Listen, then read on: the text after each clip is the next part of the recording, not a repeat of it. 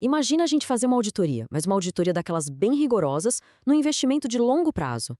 Sabe aquele investimento onde a gente injeta um capital altíssimo todo ano, dinheiro suado, vindo direto dos nossos impostos, esperando no mínimo eficiência e segurança? Bom, hoje a gente vai abrir os dados financeiros de um dos setores mais caros do Estado. Como bons pagadores de impostos, vamos analisar o custo real da justiça no Brasil e entender por que a conta desse modelo atual, sob a ótica da produtividade, simplesmente não fecha. Certo, vamos mergulhar direto nisso. 146,5 bilhões de reais. É isso mesmo. Esse foi o custo oficial para manter a máquina do judiciário brasileiro rodando só no ano de 2024.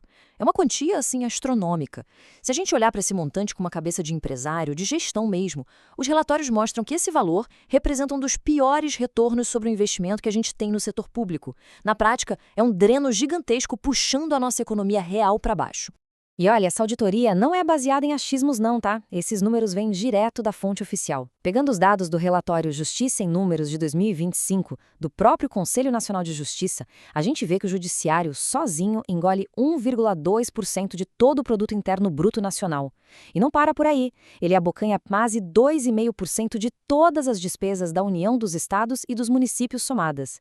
É literalmente uma engrenagem pesadíssima consumindo nosso orçamento, que a gente sabe bem, é finito. Parte 1, Brasil versus países desenvolvidos. Um outlier global. Vamos ver como a gente se compara com o resto do mundo. Isso ilustra perfeitamente o tamanho do abismo. Para entender o peso dessa conta, a gente precisa de um comparativo internacional. E a diferença é colossal. Enquanto o Brasil gasta esse 1,2% da nossa riqueza com os tribunais, países com sistemas muito mais eficientes mantêm isso sob um controle rigoroso. A Alemanha gasta cerca de 0,35% do PIB. A França, só 0,3%. E os Estados Unidos? Míseros 0,2%. A nossa fatura é mais do que o triplo da média de outras grandes economias. Não tem como achar isso normal. Parte 2. O peso no orçamento público. A desigualdade dos gastos. Vamos olhar para onde vai esse dinheiro todo.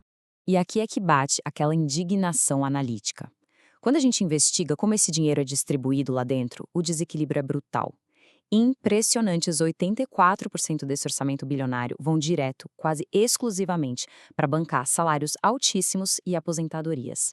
Sobram só escassos 16% para custear inovação, tecnologia e infraestrutura, coisas que poderiam realmente fazer os processos andarem mais rápido. É um modelo que concentra os recursos na própria máquina pública, vivendo numa realidade paralela, contrastando agudamente com a realidade econômica de quem de fato financia o sistema. Traduzindo esses bilhões abstratos para a economia real, para o nosso bolso, a conta dá exatamente R$ 689,34 por habitante todo santo ano. Pensa nisso. Cada habitante, do recém-nascido ao idoso, está pagando essa taxa altíssima e obrigatória para bancar uma estrutura super cara. E é um desabafo comum entre os contribuintes, né? A gente paga um prêmio financeiro de luxo, mas recebe um serviço que vive engessado e se arrasta. E na vida real não tem mágica. O dinheiro sai de um lugar e falta no outro. O custo de oportunidade é implacável. Os recursos são escassos. Esses mais de 146 bilhões que a máquina judicial drena por ano são bilhões tirados direto do financiamento de serviços básicos e vitais. Só para ter uma noção da distorção, estudos mostram que o orçamento absorvido por essa morosidade judicial muitas vezes chega a encostar ou até passar do que o governo federal gasta com educação. Basicamente, a sociedade está financiando briga na justiça prolongada em vez de financiar leitos de hospital, segurança e escola de qualidade. Parte 3. A tragédia dos comuns. O colapso do acesso gratuito. Entrando agora na raiz econômica do problema. Diante desse cenário todo, a gente precisa de um diagnóstico estrutural. Existe um conceito na economia muito simples chamado de tragédia dos comuns. É o seguinte, imagina um recurso que é público, que parece ser inesgotável e de graça. O que acontece? Ele é superutilizado, de forma oportunista, até entrar em colapso completo. E é com essa exata dinâmica que os nossos tribunais operam.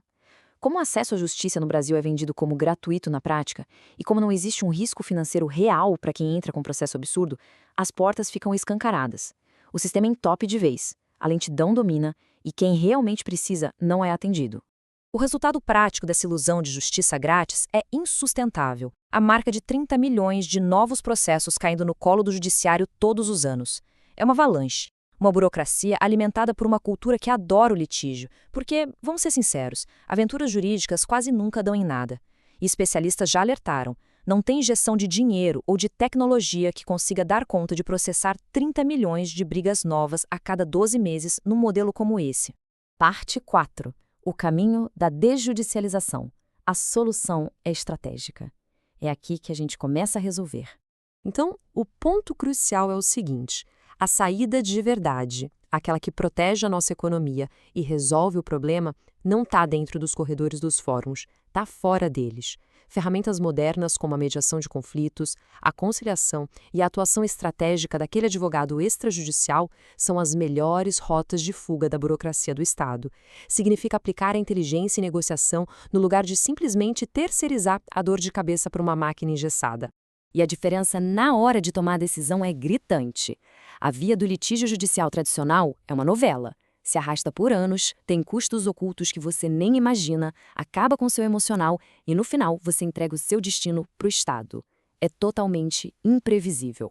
Por outro lado, focar num acordo extrajudicial é trazer uma mentalidade do setor privado.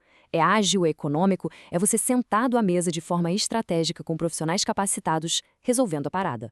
Optar pela mediação otimiza os seus recursos e, de quebra, não alimenta essa máquina estatal ineficiente. Parte 5. 3 passos para a eficiência.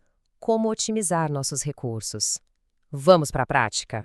Vamos ver como isso se constrói na prática com base nos dados internacionais para estancar essa sangria de impostos. São 3 caminhos super lógicos. Primeiro, alinhar o Brasil ao padrão europeu e restringir a tal da gratuidade de acesso só para quem provar, de forma absoluta, que precisa. É criar uma barreira real. Segundo, mexer no bolso, penalizar financeiramente a litigância frívola. Quem abusar do sistema para criar confusão tem que pagar os custos de movimentar a máquina à toa. E o terceiro passo, priorizar de vez a mediação extrajudicial de conflitos, esvaziando as prateleiras dos tribunais antes mesmo do problema virar um processo. E aí, essa auditoria toda deixa a gente com um questionamento final que é fundamental. A gente vai continuar passivo, financiando essa ineficiência absurda que queima bilhões todo ano, ou vamos escolher tomar o controle através da negociação estratégica? Num cenário onde os nossos impostos são altos e os recursos são tão escassos, contratar um advogado focado em resolver fora da justiça não é só uma tática genial para preservar o seu tempo e o seu dinheiro. É também não ser conivente com o desperdício do orçamento nacional. A escolha pela eficiência está aí, na mesa. É só acionar.